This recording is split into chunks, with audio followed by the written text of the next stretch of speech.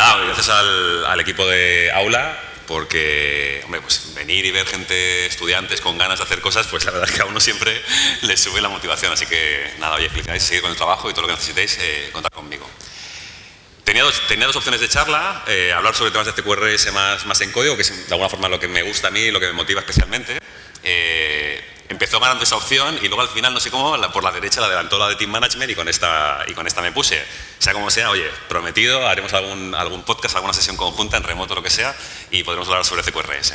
Sea como sea, si por lo que fuera estuvierais en la PulpoCon o estuvierais en la JavaConf en Barcelona, una en julio y la primera el 1 de septiembre, ahí estaré montando una workshop de CQRS y en la segunda será una charla más a uso. Así que material lo publicaremos en breve.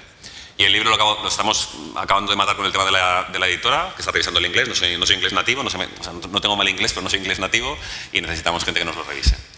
Bueno, total, la charla de hoy, bueno, la metáfora que os voy a utilizar es como si fuéramos de viaje, ¿no? Un viaje un poco desconocido, y en ese tipo de viaje pues hay que montar algún tipo de botiquín. Y entonces la metáfora del viaje va a ser cuando os toque llevar equipos técnicos, o sea, 4 o 5 personas, da igual que sea una pequeña startup o sea una empresa grande, los principios se aplican fundamentalmente, qué tipo de cosas meteríais dentro del botiquín, ¿vale? Os va a tocar llevar gente, qué tipo de cosas metemos en el botiquín. Aparte de mi carrera profesional, ¿no? He trabajado en Magister, Atrápalo, Shink y he trabajado en SEAT, también tengo una pequeña empresa y hago consultoría de software. Lo hago más por hobby que no por... O sea, a mí me va... O sea, tengo ese hobby. Hay gente que le gusta hacer barcos de papel y yo me dedico a hacer consultoría. Entonces, bueno, algunas son más o menos grandes y conocidas, ¿no? PC Componentes, Packlink, TechPam. Así que, bueno, seguro que casi seguro el 80-90% habéis utilizado algún servicio de los que están aquí publicados. Teniendo en cuenta que TechPam es la empresa que está detrás de Cumloader, una de las empresas sites de porno más importantes, así que estoy seguro que no os voy a pedir que levantéis la mano, ¿eh? Bueno, pues vamos a ese viaje. Entonces, os voy a soltar básicamente ideas. Cuando hago consultoría me sorprende bastante, os sorprendería bastante el tipo de patrón que tienen estas empresas cuando les fallan 4 o 5 cosas que para mí son fundamentales. Entonces, como vais a iniciar esa carrera, me gustaría explicaros qué trucos tenéis que tener un poco en cuenta. Punto número 1, la primera herramienta que meteríamos en el botiquín, que es la parte de KPIs. Y es que os sorprendería la cantidad de equipos técnicos, CTOs, Engineering Managers, Team Leads, VPs de tecnología que no miden absolutamente nada. Puede ser porque, yo qué sé, además históricamente pues arrancan en el mundo del desarrollo de software y siguen evolucionando con una mentalidad de developer, pero bueno, se olvidan que para saber si un grupo de personas va evolucionando semana tras semana de forma positiva, en tendencia positiva, pues hay que medir algunas cosas. No es para volverse loco, o sea, esto no es Rational Unified, ¿sabes? Unified Process, pero hay 4 o 5 conceptos que midiendo con muy poquito esfuerzo se tiene un gran resultado. Entonces, estos son algunos de ellos de los que yo, de alguna forma, si arrancase un negocio, os recomendaría que montaseis, ¿no? Hay un primer bloque que tiene que ver con la calidad. Entonces, con la calidad, no os compliquéis mucho la vida. Bugs netos, probablemente, si tuviera que elegir un único KPI, bueno, déjame 2, pero en esos 2, uno sería los bugs netos, es decir, si medimos de forma semanal cuántos bugs por semana creamos y menos cuántos resolvemos. ¿Por qué? Porque en el fondo queremos ver si perdemos peso cada semana. O sea, si yo cada semana pierdo 100 gramos, hombre, no parece mucho, pero un año tiene 52 semanas. 5 kilos, o sea, 5 kilos. ¿Quién no firmaría hoy tener 5 kilos menos el 31 de diciembre? ¿No? Y 100 gramos no parece algo imposible, ¿no? Igual me ahorro el último gin tonic, me ahorro una pizza del viernes, ¿vale? Pues aquí pasa lo mismo. Si somos capaces de tener una tendencia, un indicador de bugs netos menor que 0, menos 1. Imaginad esta semana. Menos 1, menos 0, o sea, menos 1, 0, menos 2, menos 1, más 1, menos 3. Un año tiene 52 semanas, con un menos 1 de bugs netos por semana, acabamos con menos 52 bugs. ¿Quién no firmaría tener menos 52 bugs en su backlog? ¿Vale? Luego necesitamos el code coverage. Luego hablaremos de la parte de testing, pero una de las estrategias fundamentales para aguantar, o sea, para no generar bugs, es básicamente tener buenas prácticas de desarrollo. Esto lo llama todo el mundo. Pero especialmente las prácticas de desarrollo, la parte de testing va a ser fundamental. Especialmente la parte de unit testing, la hablaremos después. Por lo tanto, los indicadores relacionados con unit testing, el code coverage, va a ser relevante. Y si no conocéis al respecto de la dinámica de mutant testing, es decir, de testing mutante, os animo a que estudiéis, porque de alguna forma es el contraindicador que hace que el indicador de code coverage realmente sea un indicador válido. Hay mucha gente que dice, el code coverage, aunque tengas un 100%, no, a veces no lo pilla todo. Sí, es cierto, no lo pilla todo. Bueno, prefiero tener un 100% de coverage que no tener nada. Pero si tengo un 100% de coverage, además puedo tener un indicador de Mutation Score Indicator, que en el fondo viene a decir cada mutación que hago del código para hacer las pruebas, si se cubre o no se cubre, qué porcentaje tengo cubierto. Si ese indicador lo podemos tener al 100%, la suite de test que tenemos es altamente fuerte. A nivel de delivery, dejar de contar velocities, agiles y cosas así. Número de deploys por día, por semana. Es decir, cualquier equipo que despliegue una vez a la semana versus cualquier equipo, el mismo equipo que despliega 10 veces al día, me quedo con el de 10 veces al día. Porque desplegar más frecuentemente a producción significa más valor al usuario antes y más valor antes a producción significa más datos antes, por lo tanto mejor medición. A nivel de servicio, oye, una vez que el servicio lo tengo puesto en producción, me quiero saber cuántos errores 500 tengo, cuántas caídas en minutos está disponible, nada que Datadog, New Relic y compañía no te den, esto es fácil. Temas de rendimiento. Quiero controlar que la parte de front no se me vuelve loca, por lo tanto, hoy en día, desde Google Analytics hasta Lighthouse de Google para hacer 4 pruebas y las 3 páginas principales de mi site funcionan bien, Home, página de resultados y página de ítem, ¿vale? Fácil. Y luego a nivel de backend, pues las típicas infras, o sea, pues yo que sé, un MySQL, un Elasticsearch y demás, tienen un indicador clave que es determinante. En una base de datos son las slow queries, el número de slow queries, en una caché como Redis es el hit ratio, entonces si monitoreáis solo un único indicador por infra, sea probablemente más que suficiente. Y luego las iniciativas de negocio.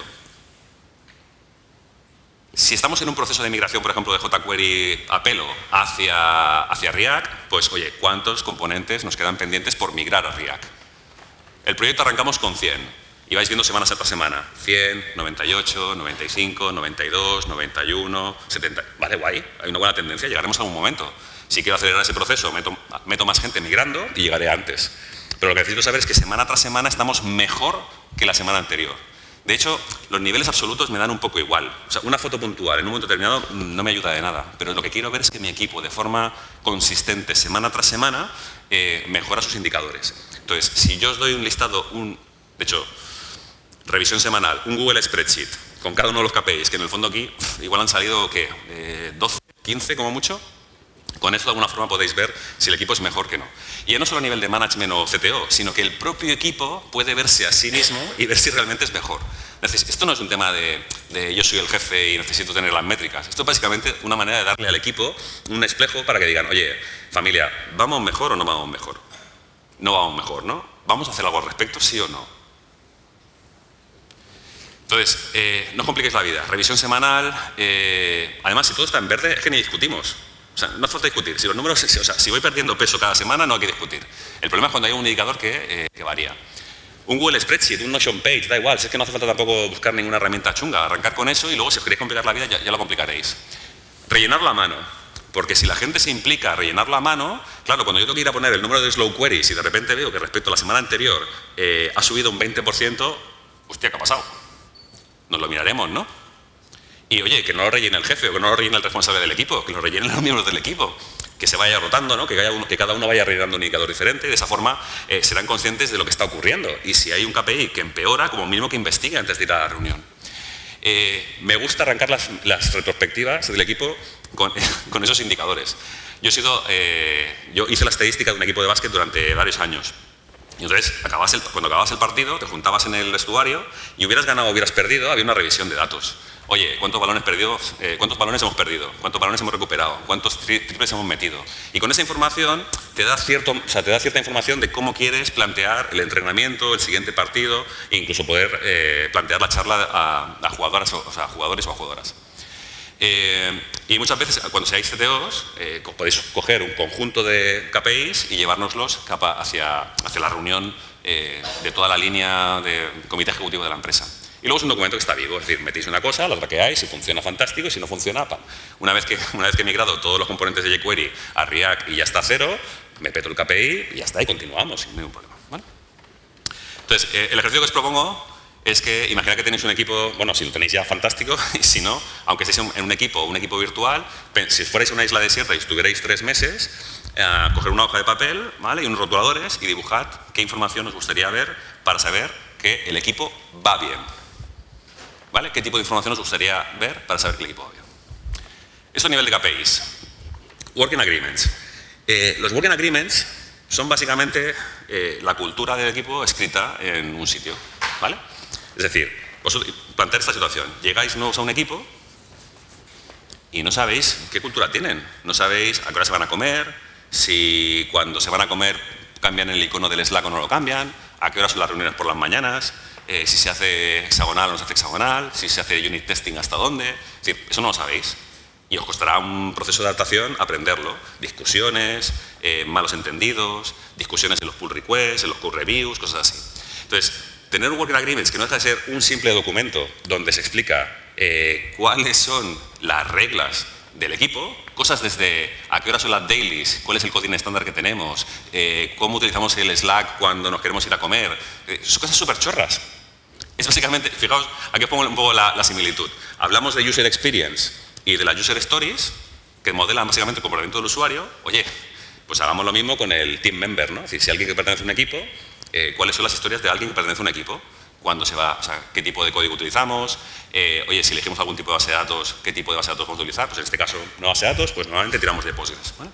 Entonces, tener un documento de estas características, lo que hace es que puede estar eso, Google Docs, Notion Page, o sea, también no os compliquéis la vida, puede estar en un repo de GitHub, no es ley, se puede discutir, pero sobre todo lo más importante para mí es que reduce las discusiones y reduce la curva de entrada de gente nueva dentro de los equipos. O sea, hoy en día, bueno, no sé aquí en Córdoba, pero en Barcelona y con la gente en remoto y demás, el tiempo de vida útil de un developer dentro de una empresa está entre 2 y 3 años. Cuanto más pueda cortar la curva de entrada, mejor. Y cuanto más corta sea la curva de entrada, más facilidad tengo para que gente, incluso junior, pueda entrar dentro del equipo y me pueda rendir lo más rápido posible, ¿no? Aquí os dejo alguna referencia. O sea, este concepto de tener decisiones que hemos tomado como equipo y el porqué de su contexto se aplica a nivel arquitectural, sobre todo con decisiones a nivel arquitecturales, e incluso hay una manera específica escrita de cómo se reportan. Pero es decir, que el concepto básicamente es el mismo. ¿Qué decisión tomamos? ¿Por qué? ¿Vale? A partir de qué registro se guarda y de alguna forma a partir es como el cuaderno de bitácora de un capitán. Y combinarlo con el Boy Scout. El Boy Scout es, oye, mira, a partir de mañana hemos decidido que la base de datos es PostgreSQL. ¿Qué hacemos con todos los MySQL que tenemos pendientes? Bueno, pues cada vez, o sea, vamos a plantear un proceso de migración y cuando tengamos que tocar este proyecto en concreto, pues veremos cómo de fácil o cómo de difícil es o crearemos un proyecto específico para hacer la migración. ¿Vale?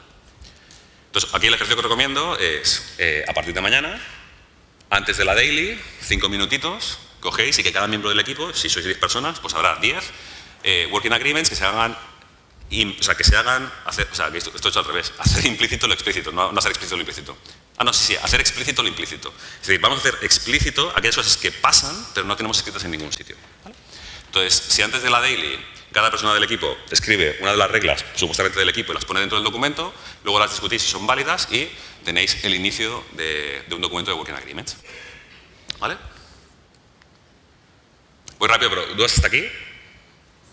Vale. O sea, son cosas de perogrullo, de mucho sentido común, pero o sea, os sorprendería la cantidad de gente que no lo hace. Lo otro es la parte de one-to-ones, one-to-ones, ¿no? O sea, one-to-one, por definición, básicamente es, oye, tengo monitoreada la producción, tengo monitoreada las herramientas y el servicio, tengo que monitorear al equipo, ¿no? A la peña, o sea, que es en el fondo la que escribe el código. Entonces, ¿cuál es la manera de hacerlo? Podéis ser gente más sensibles, menos sensibles, con mayor sensibilidad emocional, inteligencia emocional, o podéis ser un palo. Entonces, el hecho de tener una reunión semanal, una reunión más o menos, normalmente el estándar ahora son cada 15 días, una reunión cada 15 días con cada una de las personas que están dentro de vuestro equipo, ¿vale? 30 minutos, 40 minutos, no desde el punto de vista de curro diario, sino de, oye, ¿cómo estás? ¿Cuál es tu desarrollo profesional? ¿Qué dudas has tenido? ¿Algún tipo de conflicto? ¿Te puedo ayudar de alguna forma? Oye, te vi haciendo aquella presentación, aquella daily, muy bien, esto y esto, yo hubiera mejorado aquí esto, etcétera. Información hacia la persona para entender cómo se encuentra, cómo está y cómo poder evolucionar. Por eso he puesto un poco el estetoscopio. Y también al revés, ¿no? Es un buen momento para decir como manager, oye, Javi, ¿me puedes decir cómo me viste en aquel momento? ¿Tienes feedback para mí abierto directamente? Normalmente le cuesta dar feedback abierto al responsable del equipo, pero puedes utilizarlo para tirar un poco de la lengua, ¿no? Oye, Javi, en aquella situación donde expliqué esto, ¿cómo lo viste, no? Yo no estuve contento. ¿Tú cómo lo ves? No, claro, yo lo vi bien, se entendió bien y tal cual, vale. Yo lo hubiera dicho un poco mejor así. Genial, es un buen momento para captar feedback.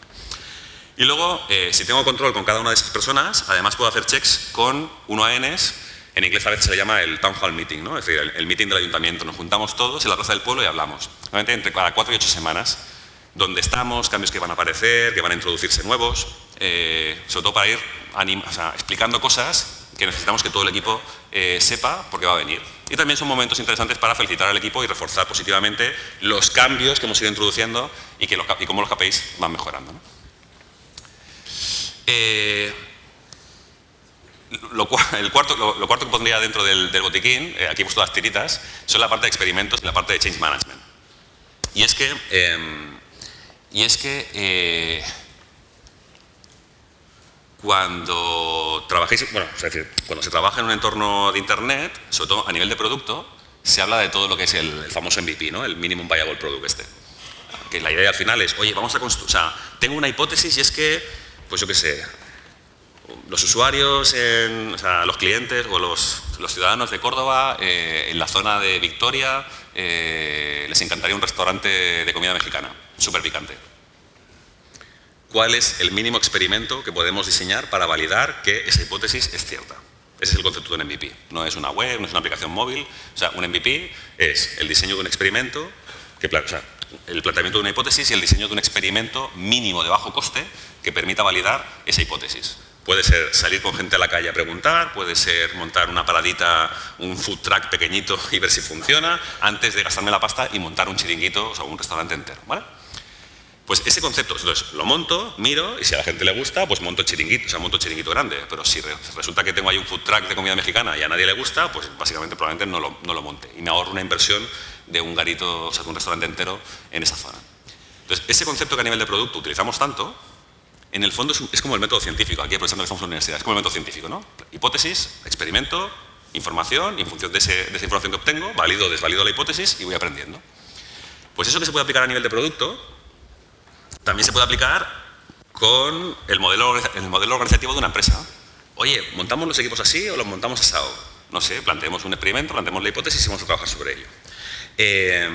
Oye, la carrera profesional, ¿montamos 3 niveles o montamos 4 niveles? Oye, pues montemos 3, vamos a validar la hipótesis y en función de eso veamos al cuarto. O arranquemos con un equipo primero, o arranquemos solo con este departamento. Este concepto de prueba experimental se puede aplicar en todos los temas, en todos los aspectos de un equipo técnico, no solo la parte estrictamente de producto, sino también en working agreements, en qué tipo de tecnología utilizamos, qué tipo de framework utilizamos y demás. Luego, aparte de la parte de este concepto iterativo de experimentación, hay un bloque que tiene que ver con la curva de adopción. Esta curva que veis aquí es cómo típicamente los humanos aceptamos un cambio cuando aparece, ¿no? Hay gente que es mega pro, los innovators, o sea, hay gente que cuando sale el nuevo iPhone 15 está haciendo cola a las 7 de la mañana y duerme allí en la puerta antes de que abran la tienda. Esos son los innovators. No hay muchos, salen en la tele, pero no hay muchos. Luego tienes los mega rebeldes que incluso no tienen móvil. Y luego estamos la gran mayoría donde normalmente esperamos a que la gente lo haya aceptado y cuando ya todo el mundo lo tiene, pues lo compramos nosotros. Está mi hija aquí, esto pasa cuando tenga 14 años, en función de cómo la clase y los padres de la clase hayan comprado los móviles a sus hijos y a sus hijas, pues me harán presión o no me harán presión.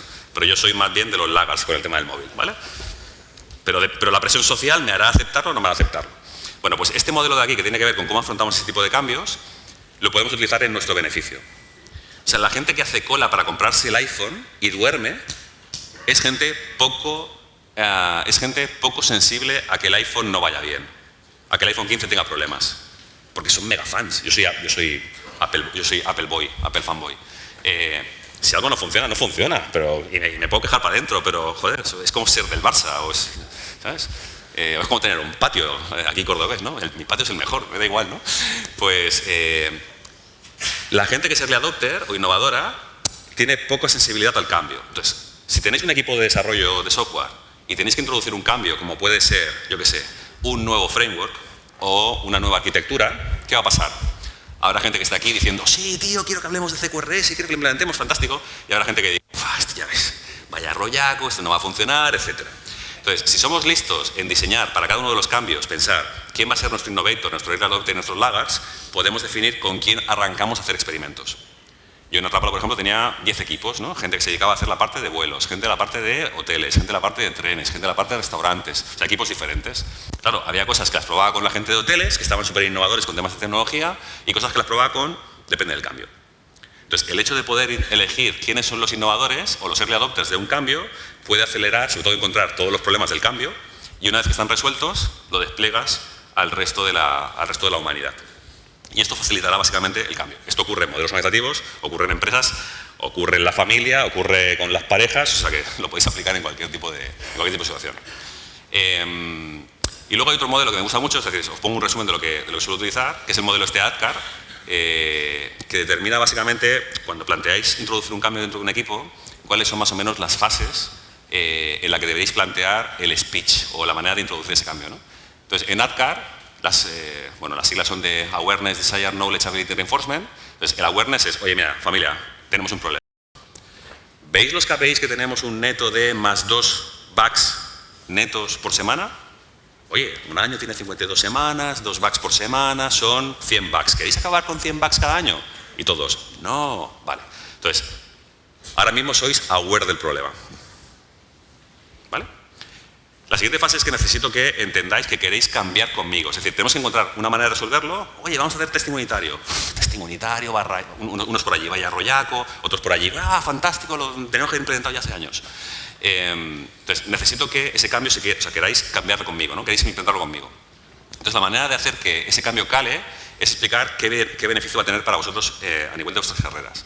Entonces, si yo os explico que testing unitario es una habilidad súper demandada dentro del sector, dentro del mercado, es algo que os puede interesar a título personal, desarrollo profesional, como la parte de cloud o lo que sea. Knowledge es, vale, sí, quiero cambiar, pero no sé cómo. No os preocupéis, haremos formaciones, explicaremos cómo hacerlo, etc. Vale.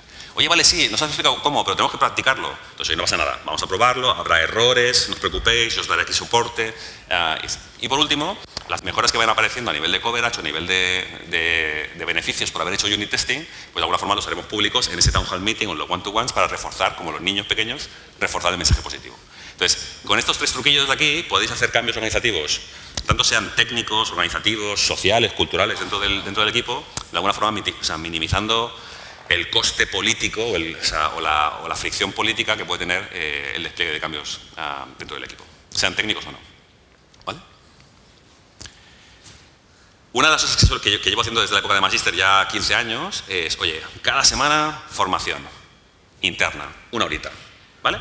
¿Por qué? Porque si tenemos que introducir cambios tecnológicos como puede ser arquitectura hexagonal o CQRS o testing unitario, no todo el mundo va a saber. La gente va a sentirse, pues eso, ¿no? Decir, oye, vale, awareness, sé cuál es el problema, me interesa, pero tengo miedo, no sé, oye, te lo enseñaremos. Entonces, la manera de hacerlo es básicamente fácil, hagamos formación, pero no una formación desconectada de nuestro roadmap tecnológico. Hagamos una formación que de alguna forma esté conectada con lo que va a venir. Entonces, si yo sé que vamos a agregar un working agreement en un mes que sea todo el mundo hace testing unitario, ¿vale? Y todo se testea al 100% de coverage o al 80% de coverage como mínimo, necesitamos que antes haya habido una fase de formación. Entonces, puedo organizar sesiones de los viernes de 1 horita con temas internos donde hagamos formación de introducción a testing unitario, muy sencillita. Siguiente día, oye, testing unitario más avanzado, 3ª semana. Testing unitario como aplicado a este módulo de nuestra aplicación. Y a partir de ahí, ir iterando de tal forma que la gente se vaya encontrando más cómoda. Y habrá equipos que lo tengan más por la mano, los innovators querrán hacer incluso la formación y los laggards se sentarán en la última fila de la formación si es que vienen, ¿vale? Pero de todas las dinámicas de cambio para que cale, yo diría que esa es la más sencilla de montar para mí y la que más resultado ha tenido. Y además es interno, es decir, es formación interna donde la gente se anima, comparte conocimiento, etc. Entonces me gusta hacer esta pregunta en las retros. Oye, esta semana comparada con la semana anterior, ¿qué hemos aprendido que nos haga ser mejor equipo para hacer mejor software que aporte más negocio a la empresa? ¿Vale? Y si preguntáis 2 semanas o 3 semanas seguidas y la respuesta del equipo es no hemos aprendido nada, hostia, si el equipo no ha aprendido nada en estas 3 semanas, ¿cómo queréis que el equipo mejore? ¿No? ¿Por qué? Porque la gente se mira cosas, o sea, porque la gente viene a Samorejo o la gente se mira cosas en sus ratos libres. Hostia, es una estrategia un poco pobre, ¿no? Como manager. Luego, otros aspectos, aquí saltando un poco más a la parte técnica, a la hora de decidir, es decir, cuando voy a hacer consultorías, gran parte del código, claro, estoy sesgado, ¿no? Porque me llaman porque tienen un problema. Si no tuvieran un problema no me llamarían. Entonces solo veo la gente que tiene problemas. Entonces estoy sesgado. Pero cuando me llaman, casi siempre el problema que tienen es, me llama el CEO, me dice, oye Carlos, vamos súper lento, el equipo técnico no sabe lo que hace, vamos súper lentos, subimos una cosa en esta parte de la aplicación y se rompe aquella que aparentemente no está conectada. O sea, esto es un desastre. O sea, no tengo confianza en el equipo técnico. Es lo que viene a decir. Entonces, gran parte de esa confianza está perdida porque la estrategia de testing no está bien montada, que es el punto a continuación que veremos. El problema es que es muy difícil introducir testing en una aplicación, o en una aplicación en software que está acoplado. Muy difícil. Hay técnicas, y yo tengo algunos vídeos publicados y demás, pero es francamente difícil testear una aplicación acoplada. Muy, muy difícil. De hecho, si lo intentáis hacer, es altamente frustrante. Por lo tanto, no lo intentéis. Entonces, ¿cuál es la manera de hacerlo? La manera de hacerlo es al revés. Primero escribimos código desacoplado para que sea fácil de testear. Y entonces el testing entra muy, muy suave. Entonces, en la capacidad que tengáis, hay que elegir arquitecturas desacopladas que de alguna forma ponen boundaries, o sea, límites muy sencillos entre las diferentes capas para que yo pueda testear entre capas o por comportamiento de usuario y demás. Entonces, aquí no os explico nada que no haya hablado antes con la gente del aula, que seguro que ya habéis mirado, ¿no? Pero es tremendamente importante que hoy en día busquéis cualquier tipo de arquitecturas desacopladas, sea Onion Architecture, Clean Architecture, Portion Adapters, Hexagonal Architecture, o sea, llamarle como queráis, pero necesitamos arquitecturas desacopladas de tal forma que la infraestructura, que es la parte así más tediosa de testear, podamos aislarla fácilmente con interfaces y demás, de tal forma que yo pueda sobre todo testear la aplicación, o sea, el caso de uso, desde el caso de uso hacia adentro, ¿vale? Entonces, si soy capaz de testear fácilmente esto de aquí, independientemente de la infraestructura, mi código está desacoplado y es fácilmente testeable. Puedo moquear fácilmente, es decir, puedo crear mocks, stubs, lo que queráis. Entonces, si el código que hay aquí está altamente testeado, no solo de forma unitaria, con una buena cobertura, sino además aplicando pues, mutant testing u otras estrategias, la generación de bugs, es decir, en el resultado de bugs netos, la creación de bugs es mucho menor, ¿vale? Por lo tanto, tenemos un entorno más sostenible. Y luego aquí, como vamos más o menos bien de tiempo, sí. La peña lleva un mareo con el tema de los monolitos y los microservicios. Wow. Yo he ido a hacer consultoría a empresas que eran 8 developers y tenían 20 microservicios. O sea, creo que no hay ningún estudio estadístico que lo demuestre, pero mi hipótesis, ¿vale?, es que cuando el cociente entre el número de servicios y developer es mayor de 1, creo que hay un problema en general. Es decir, cuando tocan más servicios por developer, o sea, muchos servicios a un mismo developer o por developer, creo que hay un factor que no funciona bien. Es decir, en un equipo de 10 personas no pueden haber 30 servicios. Es muy extraño. O sea, ya encontraré alguna manera de demostrarlo, pero es muy extraño. Los microservicios está guay leerlos en libros. Y está guay aplicarlos en grandes empresas. Los microservicios tienen un beneficio fantástico, y es que en empresas muy tochas, el hecho de tener múltiples equipos trabajando de forma autónoma en partes del sistema, aislando del ruido del resto de los equipos y del resto de los sistemas, es fantástico. Por eso en la universidad tenemos aulas separadas, por eso en una casa hay habitaciones, porque evidentemente no quieres comer donde cagas ni quieres cagar donde comes, ¿vale? Por eso hay paredes.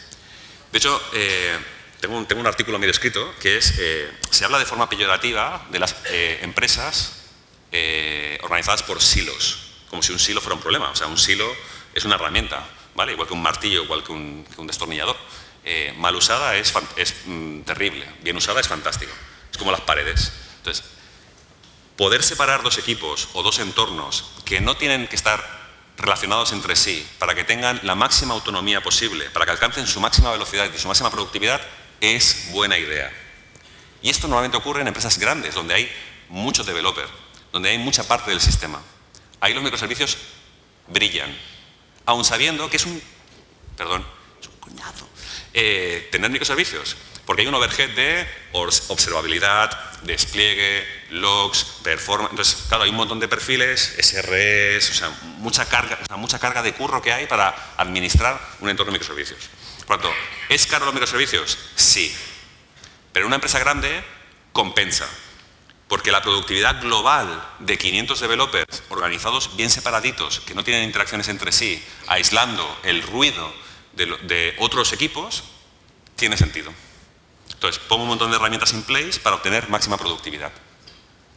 ¿O os imagináis 500 developers trabajando en una única rama, en un único repo? No, ¿no? Pues claro, Netflix no puede trabajar con una aplicación, un único repo. No porque la aplicación probablemente no pueda funcionar, sí que va a funcionar. El problema es que 500 personas no pueden coordinarse bien. Los despliegues, pull requests, es decir, no va a funcionar bien. Por eso hay que separarlo. Pero tiene sentido con equipos grandes.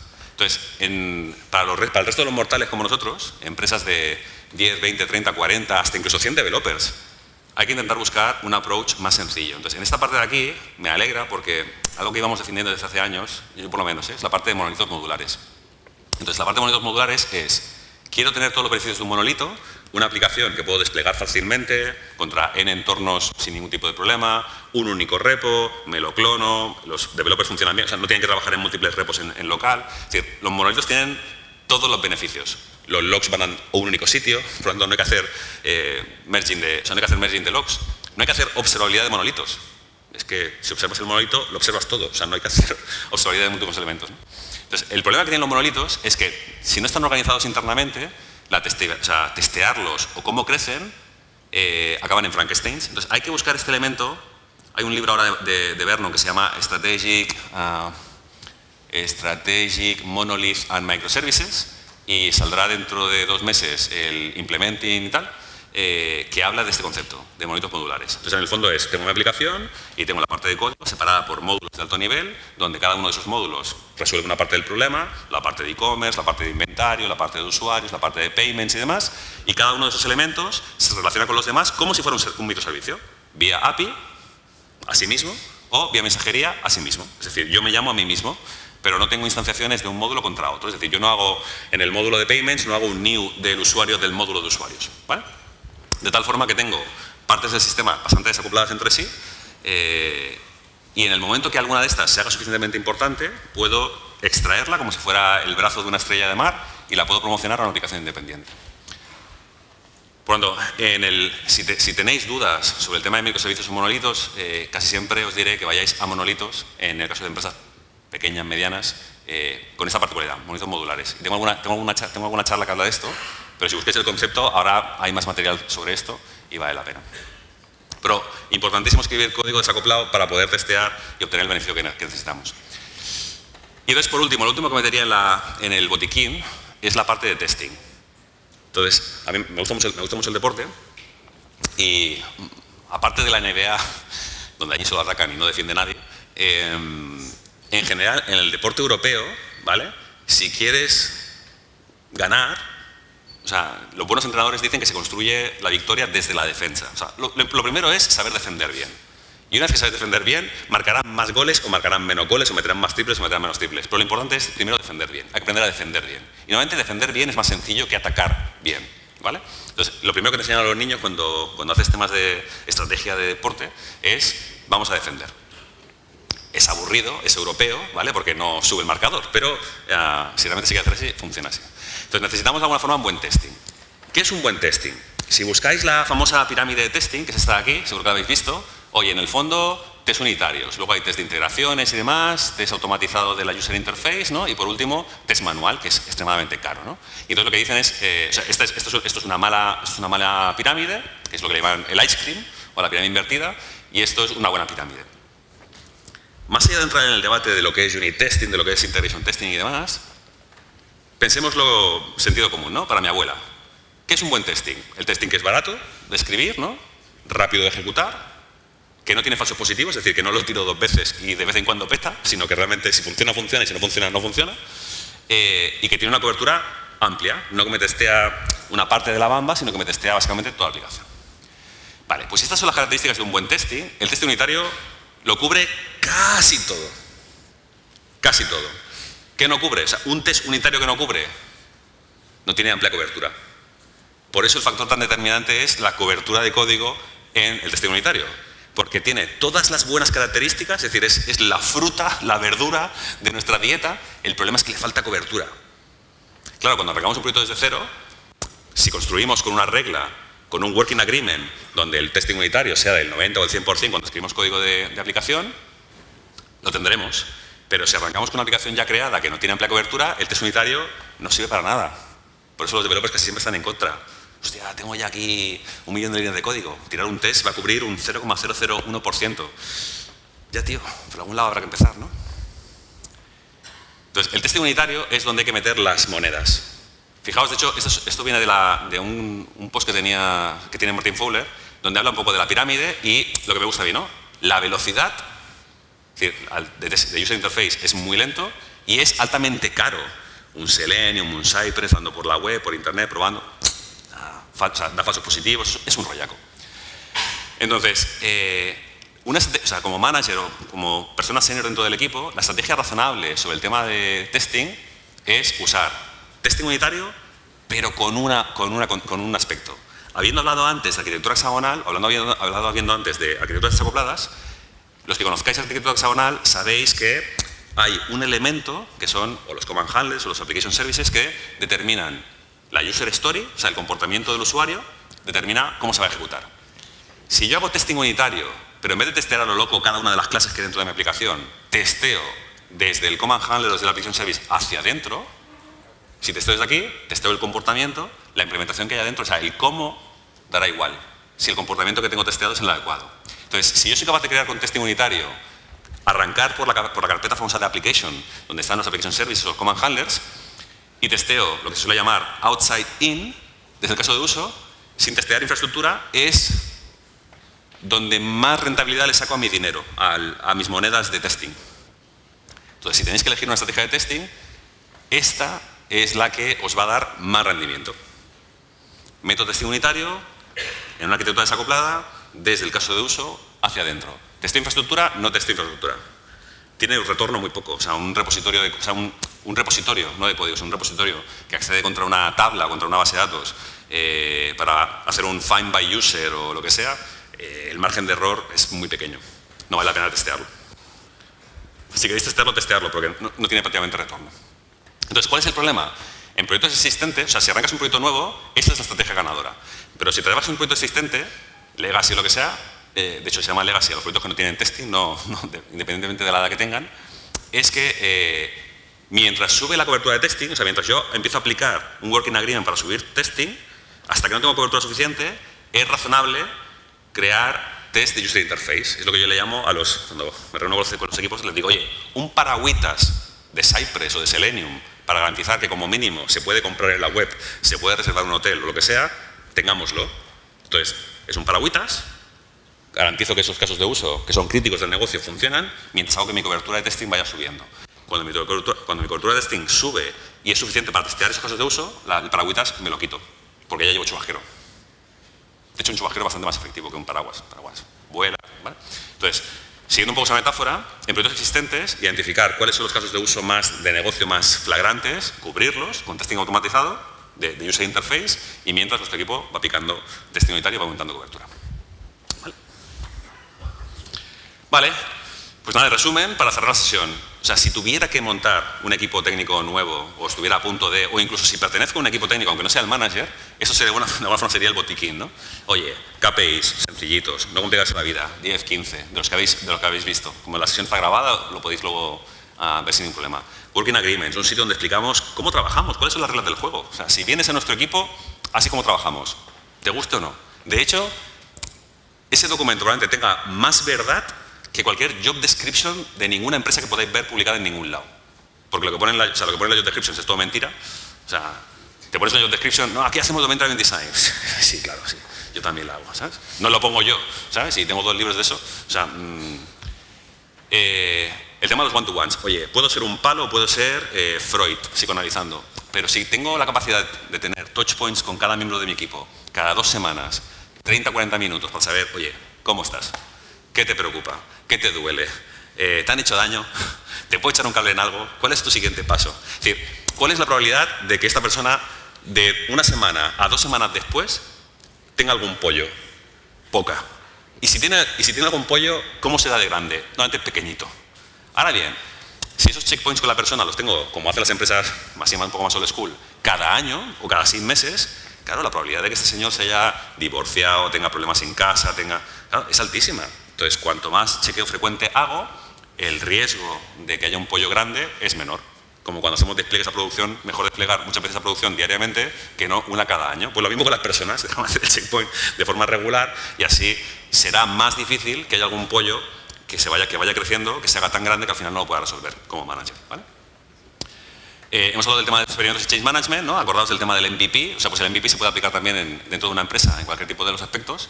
La formación interna semanal, o sea, tengo amigos que han trabajado conmigo y me decían, Carlos, de todas las dinámicas y trucos mágicos que te sacas de la chistera, probablemente este sea el de mayor valor. Y la verdad es que cuando pasan los años sí que creo que es una de las cosas más relevantes. Y la parte técnica, estas de aquí, PC componentes, gas converters, o sea, todas las grandes que han crecido, que han tenido éxito y que eran pequeñas y han crecido, normalmente, o sea, como es normal, crecen de una forma un poco desorganizada. Y el problema que tienen casi siempre es una arquitectura no desacoplada y un testing unitario, o sea, inexistente porque la arquitectura está acoplada. Si sois conscientes de estos temas y seguís un poco las prácticas que os he comentado, 80% de los problemas técnicos que aseguro resueltos. Luego, el 20% restante tendrá que ver con temas de performance y tal, donde el CQRS puede ayudar, ¿no? Pero estas dos combinaciones de aquí son aspectos claves para reduciros el 80% de los quebraderos de cabeza, sobre todo en el espacio técnico, ¿vale? Y para acabar, en un botiquín, yo casi siempre me llevaría una batería extra para el móvil, nunca se sabe. Entonces, bueno, al final me cansé de repetir lo mismo a todas las empresas y entonces lo que hice es empaqueté todo el contenido, mucho más contenido de lo que os he explicado hoy en un curso online. Entonces, si alguien está interesado en hacer temas de Engineering Manager y demás, hay más de 20 horas de curso ahí con CTOs de Barcelona, reuniones en remoto, hablando de todo tipo de temas, mucho más profundos que los que hemos comentado hoy, ¿vale? Y con eso lo tenemos. Muchas gracias por el viaje.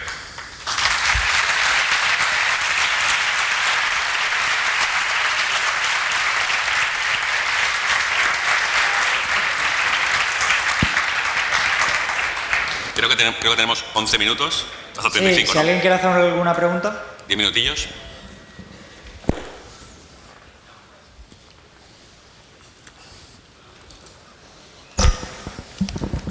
Buenas, Carlos. Muchas gracias por la charla.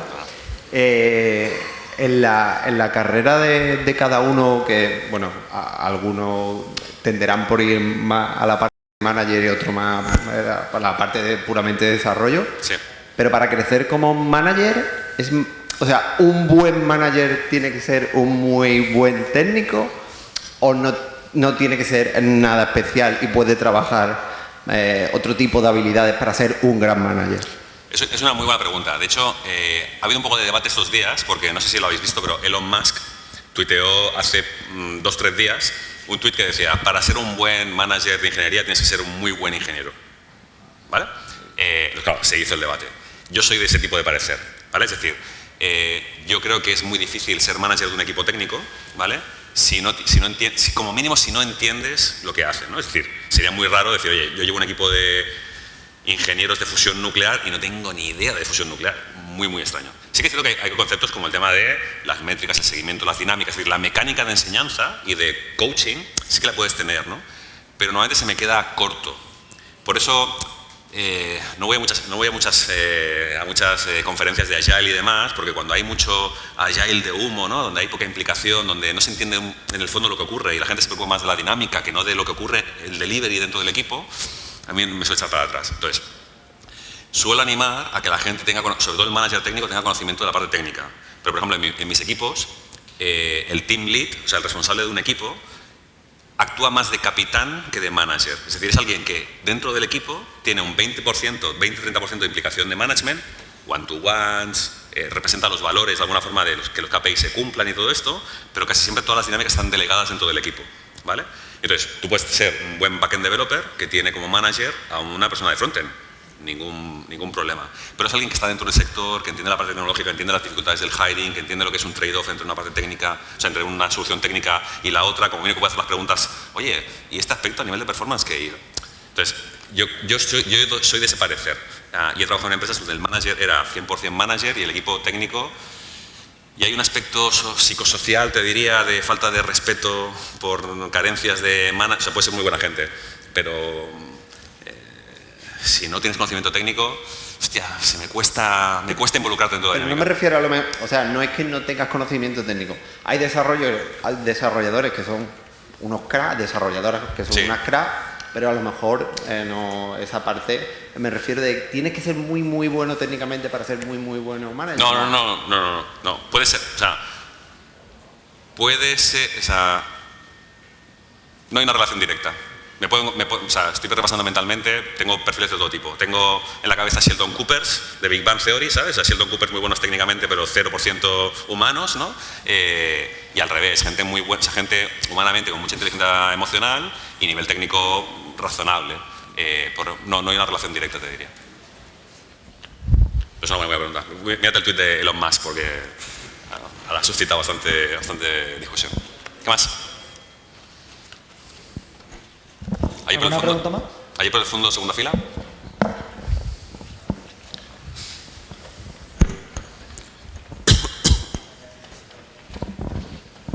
Hola, muchas gracias por la charla. Te voy a hacer una pregunta muy parecida a la del compañero, pero a la inversa. En la administración es muy normal que los técnicos terminemos en puestos de manager. Sí. Y evidentemente, como lo técnico nos gusta, pues tenemos cierta tendencia a no soltar y seguir implicados en los desarrollos, en la técnica de sistema y tal. ¿Tú crees que un manager debe abandonar, teniendo los conocimientos técnicos, debe abandonar esos trabajos y encargárselo a su equipo? ¿Se debe implicar con ellos solo en casos concretos de emergencia? O sea, aquí hay varios comentarios. O sea, creo, o sea, en Estados Unidos el tema de que la gente que va evolucionando, es decir, la gente que crece en una profesión técnica y acaba naturalmente yéndose al management, como pasa en España, eso ya no ocurre. Es decir, puedes tener 65 años y trabajar de desarrollo de software senior backend sin ningún tipo de problema, ¿vale? Entonces, eso ocurre en Estados Unidos y aquí en España irá ocurriendo en la medida que el nivel de inglés que tengamos es suficientemente razonable. Con la pandemia y el tema del teletrabajo y del remoto, se ha acelerado la cantidad de gente en España, sobre todo, yo lo sé, Barcelona, Madrid y demás, que trabajan para gente de Reino Unido y que trabajan para gente de Estados Unidos. Sobre todo cuando tienen buen nivel de inglés, por lo tanto, estudiar inglés, ¿vale? Estudiar inglés. Entonces, eso es punto número uno. Punto número dos. O sea, cuando eres manager, el tema es que, para mí, la pregunta es ¿quién conduce? Entonces, yo siempre utilizo la metáfora esta del hands on the keyboard. Entonces, para mí, la gente que realmente tiene el poder es la gente que tiene el hands on the keyboard. Y el hands on the keyboard lo tienen diseñadores, programadores, programadoras y demás. Tu trabajo básicamente es garantizar que tienen todo lo necesario para que eso ocurra. Si alguna vez te pueden consultar para soporte en una decisión, oye, pues estás y consultas. Pero son ellos quienes lo van a hacer. Cuando en tu caso tienes que hacer un acto de fe, como ¿sabes? Como cuando eres padre con las hijas, ¿no? Es decir, oye, en el fondo tienes que darle el entorno para que crezcan. Y entonces se caerán, se quemarán y tal cual, pero es una parte del proceso de aprendizaje, ¿no? En tu caso está para garantizar cuando hay una situación real de peligro y entonces, aquí cuidado, ¿no? Pero tienes que apartarte un poco salvo que te ayuden, salvo que te pregunten técnicamente. Porque llegará un momento en el que cuando a un manager le gusta programar demasiado y pilla una cosa y te pones, el trabajo de programación es bastante intensivo y te consume bastante. Entonces, ¿qué ocurre? Que una de tus responsabilidades es estar disponible para el equipo y cuando de alguna forma desapareces porque estás programando alguna cosa, la otra parte no queda cubierta. Entonces a mí me encanta mucho un hobby, pero si me pongo solo con el hobby no atiendo a mi hija, que tiene que cenar. Entonces, siguiendo un poco el extremo de esa metáfora, yo te diría que en el 80-90% de los casos tendrás que delegar ciegamente, como con el amor, ¿no? Hay que confiar y estar allí disponible para que te llamen cuando tengan algún tipo de problema, ¿no? Y sí, de vez en cuando, si te quieres pillar algún bug o lo que sea, tiene que ser algo que puedas resolver, déjame decirlo, en un time box set, en 2-3 horas como mucho. Pero como te pilles algo así muy tocho, es un problema para el equipo. Porque tú te quedas pillado, no haces tu trabajo y además el equipo tampoco puede saber si cuenta contigo o no para que esa tarea esté pendiente, ¿no? Entonces es una situación de deadlock muy extraña. No ayuda a nadie. Pero te animo a que pilles cosas sueltecillas si puedes, o incluso backs de aquellos tontorrones, ¿no? Un copy por ahí en el fondo, ¿sabes? Solo para darle caña. Pero no pilles nada crítico porque si no hay una situación de deadlock un poco extraña donde te dice, tío, deja esto porque no tienes tiempo para resolverlo. No, es que he tenido una reunión con no sé cuánto, tal. Ya, tío, pero el equipo es el equipo. O estás o no estás. O sea, o estás dentro del campo jugando con nosotros o estás fuera del campo ayudándonos, pero no puedes estar a dos cosas, porque si no estás a dos cosas, cuando no estás con nosotros, somos uno menos, siguiendo el semifutbolístico. No sé si te ha ayudado. ¿Más? Hola. En primer lugar, enhorabuena. Uy, demasiado cerca. En primer lugar, enhorabuena por la charla, me ha parecido muy inspiradora. Me gustaría preguntarte por el tema que has comentado de los one-on-one que deberían ser bidireccionales. Sí. Y se ha hablado un poco de el manager hacer preguntas al developer. Sí. Pero me gustaría preguntarte por recomendaciones desde el otro papel, desde el papel del developer. ¿Qué recomendaciones das para hacer aportaciones que puedan ser beneficiosas para el manager? O sea, aquí el tema es, o sea, yo cuando trabajo en un equipo entiendo que el manager no es nadie especial, es decir, yo trabajo en SEAT, el CEO de SEAT no es nadie especial, es una persona más que tiene otro tipo de conocimiento determinado y recibe otro tipo, y toma unas decisiones diferentes que además tienen un calado importante, pero es una persona normal y corriente que se equivoca igual que todo el mundo, ¿vale? Entonces, el manager también. El tema es que aquí en la cultura latina española tenemos esa sensación de, hostia, el jefe es como... No. Entonces, si entendemos que un mejor jefe o una mejor jefa, o sea, ayuda al equipo, cuanta mayor información puedas darle, mejor. Entonces, aquí depende un poco de tu estilo personal. Yo, si tengo que decirle al CEO de SEAT, me pasó hace 2 semanas, públicamente dentro de SEAT, dentro de un foro de SEAT, decirle que yo no estaba de acuerdo con él, todo el mundo se puso muy nervioso, yo no sé... Sí, pero se podía cortar la tensión con un cuchillo en la mente. Yo lo digo. Pero claro, porque mi forma personal es, soy transparente, full, directo y ya está, ¿no? No es lo normal. Entonces, como no es lo normal, si tú no tienes problemas en decir a tu jefe, a tu jefa, todo el feedback posible, fantástico. Técnicas. Esta situación, pasó esto, es decir, lo que le llaman situaciones contextuales. Contexto, qué pasó, qué hizo y qué podría haber hecho. Y con esto le ayudas. Es decir, oye, yo vi esto, esperaba que hubieras hecho esto y pasó esto. Yo lo vi raro. Yo hubiera hecho esto y esto. ¿Vale? Hostia, pues gracias por el feedback. Y entonces igual te puedo dar contexto de por qué lo hice así, que tú no sabes, ¿no? Pero si me das ejemplos concretos, me ayudarás. Normalmente el problema que suelo encontrar es al revés, que el efecto aura del jefe o la jefa hace que básicamente no den información. Si yo soy tu jefe y te digo, bueno, ¿qué? ¿Tienes feedback para mí? ¿Qué vas a decir? No, bien, todo bien, todo bien. No, fantástico, fantástico. Ya, tío, así no me ayudas. O sea, que me digas lo bien que ha ido mi charla no me ayuda. Prefiero que cuando acabe la sesión me vengas y me digas, Carlos, hostia, aquí no se ha entendido muy bien, o aquí esto no quedaba claro, o aquí hay un error en la slide. Eso me ayuda. Además, me ayuda a mí y ayuda a las siguientes personas que vayan a ver la presentación.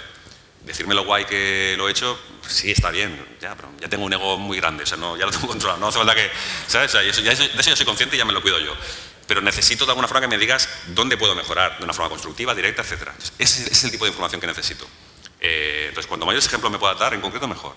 Pero sobre todo lo que te diría es, anima al resto de compañeros, si tú ya lo tienes, o sea, ese morro, déjame decirlo así, anima a que el resto de compañeros y compañeras que tengas dentro de tu equipo tengan el mismo morro o se animen a dar ese tipo de contenido. Directo, claro, con ejemplos concretos, sea por correo electrónico, sea en presencial. Hay gente que el face to face le da apuro, entonces prefiere enviar un correo electrónico. Oye, pues envíalo por correo electrónico, no pasa nada. Lo que sea, hay gente que prefiere hacerlo de forma indirecta, en una retro o a través... Me da igual, o sea, el cómo me da igual, pero necesito que esa información me llegue. Porque si no la sueltas podría acabar generando algún problema, alguna tontería que se podría haber aclarado antes fácilmente, ¿no? No sé si tenemos tiempo para una más. ¿Una más rápida o acabamos aquí? Una por allí.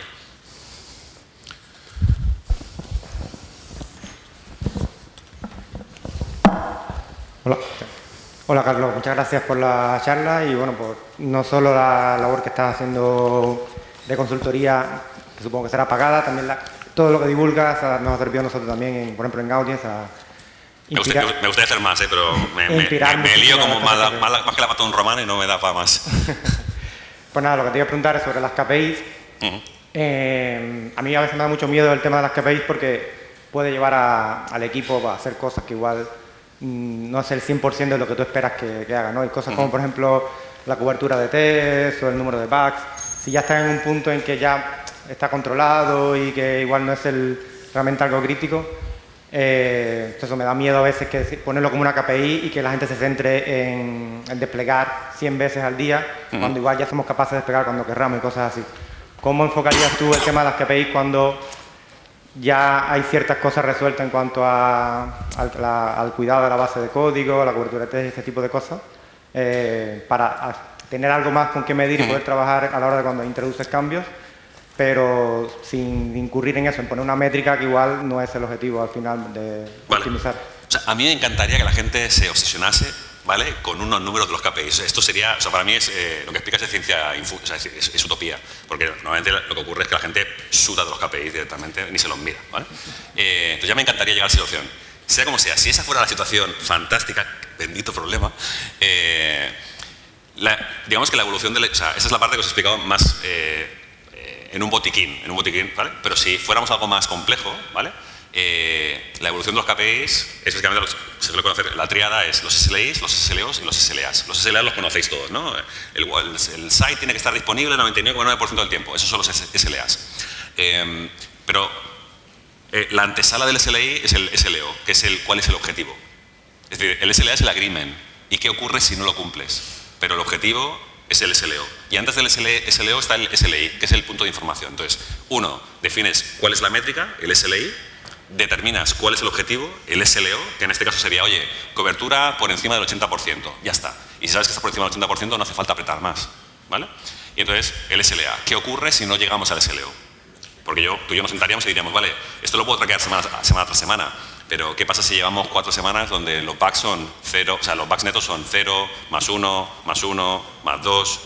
¿Qué pasa ahí?